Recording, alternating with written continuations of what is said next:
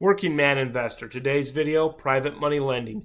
This is the third video in my playlist, Toolbox for Retirement. The reason I included it in this playlist is because it does take a decent amount of capital to execute this, and most people, as you get older in life, tend to build up more money and have the ability to become a private money lender. So what is a private money lender? It's a person like me that lends money to another real estate investor who will then take the money and use it to flip a house and sell for a profit and then pay me back principal plus interest.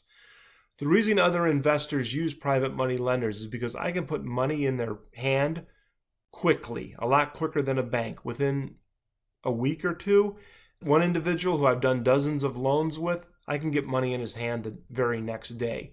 I cut through all the red tape. A lot of banks won't even lend on properties that need work. And if they do, they're going to take a month or two to go through everything. The fact that I can get money in their hands, if need be, the next day is absolutely critical, because good deals do not sit on the market for long. The flipper has to have money in hand ASAP to make an all-cash offer on this property if he wants to get it and be able to turn it and make a profit. So, as a private money lender, this means that I put weight on other things, but that things different than what banks do. For instance, I personally don't worry so much about a credit score. I worry more about the flipper's experience. How many houses has he flipped? What's his construction background? Who in my network has worked with him? And what do they have to say about him? And the most important thing, I want to know the ARV of the house, the after repair value of the house. That asset is pretty much, in a lot of times, the determining factor on whether or not I'll loan and how much I will loan. So let me give you an example. Let's say a flipper is buying a house for $100,000 and he's asking for a loan for $80,000. Now, I will loan for experienced flippers, purchase and rehab price. For a brand new flipper, I will give purchase price or rehab price. I will not do both. You have to prove yourself to me. I want you to have skin in the game. So meaning that I prefer to loan on the purchase price and you have the rehab money. This because if you put $20,000, $30,000, $40,000 into a property of your own money, you're less likely to walk away and leave me high and dry and force me to foreclose on you. So I prefer that. So in this particular example, the asset is worth $200,000 ARV after repair, which means it's pristine, ready to be turned over to a real estate agent and sold. So he's asking for 80. I will loan him the 80 for 6 months for either 10 to 12% interest, depending on his experience. Once he's done rehabbing the property and sells it, he pays me back principal and interest all at once. So we're taking this example. I deem that the asset is worth loaning. I deem that he's a good credit risk. I have people in my network recommending him to me. He's been recommended to me by people I trust. I look at his construction background, all of his experience, and I'm comfortable loaning him money, not only because of him, but because of the asset. What do I do in that situation? The first thing I do is I fill out a contract, and I send it to him to fill out on his end. Now, when you first do this is absolutely important. Do not get on the internet and get a contract and just use that. Go see a lawyer that specializes in real estate. Tell him that you want to be a private money lender, that you want a contract written up for 6 months. That's the lending period you're going to loan for, or however long it's going to be. And ideally, if he'll send it to you in a Word document. Reason being, mine's on a Word document. Every time I execute a loan, then I just have to change like the address and the amount and the interest rate myself. I don't have to go back to my lawyer every time and pay a fee for a new contract every time. While you are speaking to this attorney, ask him what you have to do if you have to foreclose, and if he can help you do that, if this guy defaults. If not, who he recommends.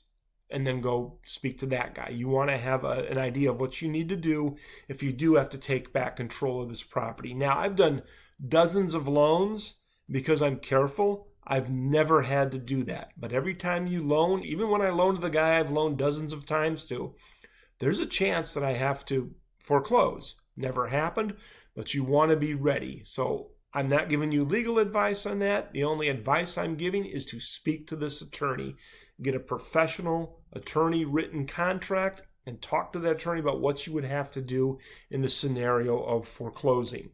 Okay? So once you've sent this contract out and you've signed it and the flipper has signed it, it goes to a title company. This is number 2, absolutely critical.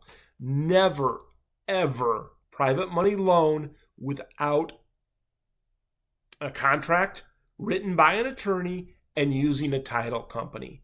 You are asking to get burned if you don't do both of those. I always use a title company, which I'll explain why here coming up. So the title company, what they're going to do, they're going to ensure the validity of the property's title and protect the investment against title defects. So this provides insurances which safeguards lenders, you, the private money lender, from financial losses due to issues with the property's title, such as undisclosed liens and encumbrances. Title companies are going to make sure that's not there. You're going to be in first position on this loan. Title companies will also, at least in my area, and I'm assuming everywhere in the country, again, talk to the lawyer, will place a lien on the county government for you with you in first position. This means that I am the primary and you will be the primary creditor on the property with a claim on it in the event of default if you have to foreclose. The title company is going to make sure that title's clean. They can give you a copy of a marked up title to look over, and they're going to put a lien on there with the city or county, putting you in first position. All right? So lawyers, contracts, title companies, 3 musts to do this safely. So now what do you do if you do all this and the borrower still defaults? Well, you've talked to the attorney, so you're going to do whatever his advice is.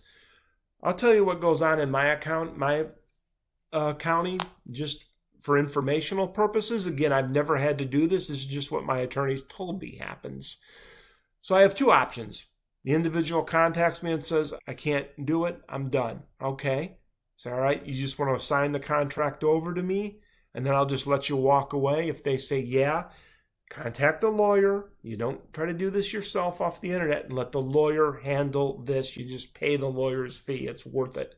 When the lawyer tells you you're now the owner, now you're free to do whatever you want. If the guy says, no, I'm not doing that, sue me. Okay. Foreclosure. Contact your lawyer. Tell him what happened. The lawyer's got the contract that he's written. That's why I told you to talk to him, because it's his contract. Now he'll know what to do and he'll execute the foreclosure. In my area, it goes to a sheriff's sale. And when this property sells, this is why you want to make sure that your loan, the asset is good, that the asset when sold will cover your loan. Because when it sells, I will get paid back my loan, plus attorney's fees, plus the interest that I'm out. Anything left over will go to the flipper. Let's go over a few of these scenarios, and this will also help explain what I mean by the asset is good enough, the house is good enough to cover your loan. So let's just say, yeah, the guy says, yeah, I'm going to sign it over to you. I'm sorry. He walks away. Now you got this property. You can wholesale it. All right. You've got this property for $80,000. It needs $20,000 worth of work, roughly, because that's what the flipper had said, and you've done your own research. And it's got an ARV of $200,000.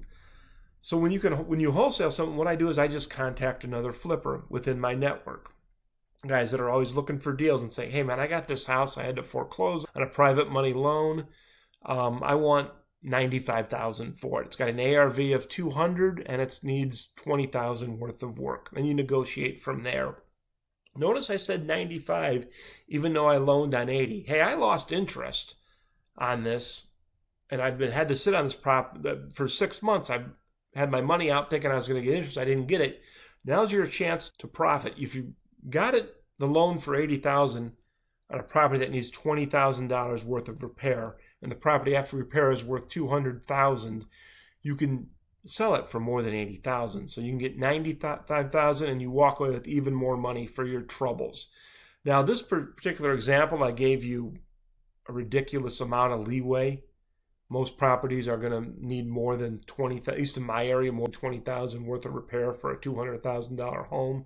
But I wanted to keep it simple. That's wholesaling the property. I got this property. Again, I paid $80,000 for it. It needs $20,000 worth of work. But all I really need to get back is my $80,000, but I want a little extra because I had my money tied up for 6 months and I never got my interest. Then I had attorney's fees to make sure I got the property switched over, assigned to me properly. So I need more than the $80,000 now to make it worth my while. So I just pulled a number just out of my head, $95,000, $15,000 extra will probably cover all that, and then put a little extra in my pocket. That's wholesaling. The other thing that you can do, contact your contractors in the area. You could rehab it. In this situation, it'd probably be worth putting $20,000 worth of work into it and then selling it for $200,000. This is an extreme example. I'm just trying to keep it simple. You can contact a contractor and possibly rehab it. The other things you can do, you could rehab it and sell it, or you could rehab it, or you could take it and rent it out. So those are the situations that come up in the ways that you could deal with it. So that's the very basics of private money lending as far as getting started. The best way to do this is, one, do your own research, and two, join some real estate investments groups. Start talking to people, meeting people, learning about it, getting to know who other private money lenders are, who do they lend to, who are the flippers that are looking for money to lend. When you find somebody you think you want to loan to when you're first starting, do a criminal background check on them. Talk within the network of people that you're starting to get to know and trust to see if you can trust this individual. And talk to a lawyer. Very, very important. Talk to a lawyer. Again, talk to a lawyer. Title companies. Critical. So now let me explain how this strategy is great for retirees, since this is in my playlist for retirees. I'm going to tell you a little story. This is an actual experience I had. I bought a property for 6 figures last year from a really nice 62-year-old lady. She was a landlord. She couldn't keep up with it anymore, and the property was in rough shape. Okay, so I paid her 6 figures, and as we're outside talking, she had said to me, I'm 62 years old. She's kind of laughing. I'd love to live another 15 years. I'm thinking if this money can be if I can take $8,000 to $10,000 a year, that'll get me to 77. That'll really help me out. She's got this chunk of money now, okay? So I explained to her, I said, instead of taking it and sticking it into a savings account and then taking 8, 9, 10 grand a year out to live on and hoping that you die before you go through all this money, why don't you learn to become a private money lender? Why don't you follow the steps that I put in this video and think about what that does? Say you loan $100,000 every 6 months to a flipper for 10%. Okay? So that is roughly 5 G's. You're going to loan it for, doing the math in my head, you're going to loan it $100,000 at 10%. 10 times 100,000 is 10,000 for a year. Cut that in half. You're loaning for 6 months, so roughly you're going to get $5,000. Some people pay you back in 4.5 months, 5 months. Some people will go the whole 6 months. Whatever. You need to be flexible with your flippers on that. You don't want to hold them to 6 months, because what they'll do is there's plenty of people out there that will loan and be, okay, pay me back in 4.5 months. No big deal. There's not a hard date to pay. There's only a hard date for them to pay back before you foreclose. If they pay back earlier, that's fine. But for this example, we'll just take the $5,000. Say you do that twice a year. That's $10,000. Okay? So now you're talking about taking this $10,000, but if you're doing these 2 loans twice a year, you're not touching the principal. You're just taking that interest and living off of. So now this principal can, in theory, last you the rest of your life. And the reason I like this for retirees, because once you've done it, you've met with the lawyers and you've networked and you've gotten your name out there and you've found a group of flippers that you can trust, it's pretty passive. It is the most passive thing. My guy texts me and says, Tom, I need some money. This is what I got. I run the numbers. I wire the money. Here's another tip. Whenever you're going to wire money, you'll get wiring instructions. Always, 100% of the time, call that phone number, which is the title company. and confirm that you're wiring the money for that property. They'll ask you the question just to make sure, because on the outside, very slim chance that it's a scam. All right, once you wire that money, it's gone. It's gone. If you're a retiree and you rent $100,000 out trying to follow the strategies I'm talking about, and it's a scam, you're done. You're probably not getting that money back. So you just call that number, you'll talk to the title company, and they'll just go over the different numbers. There's different codes on the sheet that you'll get, and they'll be like, okay, everything's good, Tom, thank you. So that's tip number 3. Lawyers, title companies, call the company before you wire the bank, before you wire the money, the title company, every time. Don't get lax in that, because it only takes once to ruin you. So that's my first example. Whether or not she ever executed that strategy, when I talked to her, I don't know. But she really liked the strategy. She liked what she goes, I saw what you saying. I could take this money and I can just loan it out twice a year, and then I'm not eating away my principal, either not as fast or not as all. And then this money can last me, and then I can leave this money to my kids. And I said, explain to your kids what you're doing and how you're doing it. Then you're leaving something more to your kids. You're teaching your kids a lesson of how to private money loan, which most people don't even know how to do. So if they ever build up the capital to where they can take advantage of it, they've seen the example that you've set. So now you're leaving them this money, and you're teaching them how not to just blow this money, how they can actually keep investing it themselves. So she really liked that idea. Whether or not she did it, I don't know. Another thing you can do as a private money lender, say you don't need the money necessarily to live off of, take the money and use it for your vacation once a year. What you can also do is, I did a quick Google search on supplemental insurance on seniors, and Google told me $1,800 to $5,800, pretty wide spread there on how much supplemental insurance costs.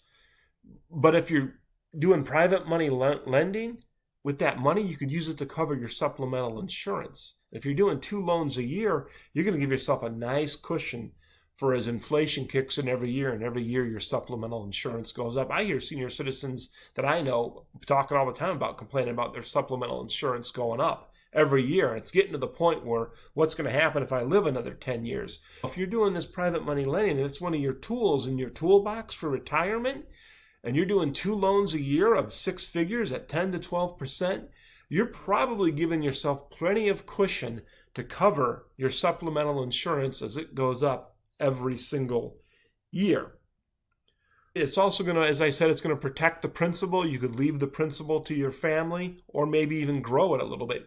You could, if you're really in good financial shape, you could take $100,000, put it off to the side, private money lend it, starting from the time you retire. Say you live 20 years and you're doing 1 to 2 private money loans a year. That could actually be your family's inheritance. If you got 1 or 2 kids, that could be their inheritance. Then you don't have to sit around and worry about, am I going to be able to leave anything to my kids? No, you can just go enjoy your life, spend the rest of the money that you have, and take that money and loan it over years and keep building up that principal and building up their retirement.